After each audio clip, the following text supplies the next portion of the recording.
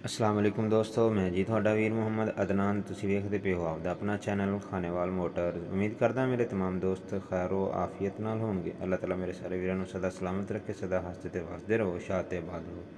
अच्छा नाजरीन, कुछ दिन वीडियो नहीं आ सकियां क्योंकि मैं पहले भी इन्फॉर्म कर चुकिया सा कि मैं गया सा अलहमदुलिल्लाह उमरे ते अज मैं उमरे तो वापस आया तो मैं भरावां दी खिदमत च हाज़र हो गया जी। 240 मैसी 2019 मॉडल लै करके हाज़र हो गया जी। बड़ी ही खूबसूरत गड्डी है जी माशाल्लाह। मालकां दी तरफ मैनूं ये कहा कि 14 14.5 ने गड्डी टायरां तक पास है, कोई खुल पट कोई नहीं, बंद गड्डी है जी। और वेख सकते हो माशाल्लाह बड़ी खूबसूरत हालत के अंदर और जिहड़ी कंडीशन गड्डी दी है वो थोड़े सामने है। वीडियो मेरा भरा इस वास्ते मंगवाई दी है या लाई दी है कि सारे भरावां नूं वीडियो के अंदर अच्छे तरीके नाल समझ आ जाए।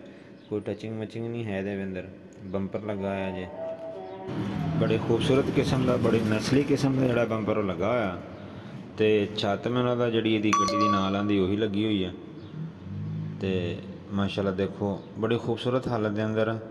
और डिमांड जिहड़ी है जी मालकां दी तरफों 14 लाख रुपया डिमांड कही गई है। बाकी जो भी होवे मालकां नाल राबता करके तुसीं जिहड़ा ना मैं राबता नंबर स्क्रीन ते शो कर दिना, उन्हां नाल राबता कर सकते हो। ठीक है, गड्डी की टोटल कंडीशन थोड़े सामने है। दूसरी साइड तो विखा दिने, पहले पिछली उधरली साइड तो विखाया, सज्जी साइड तो खब्बी साइड तो भी वेख लो। अमजद ब्रदर्स वालों का इनू बंपर लगा होया और थोड़े सामने किसी किस्म की माशाल्लाह कोई लीकेज शीकेज नहीं है।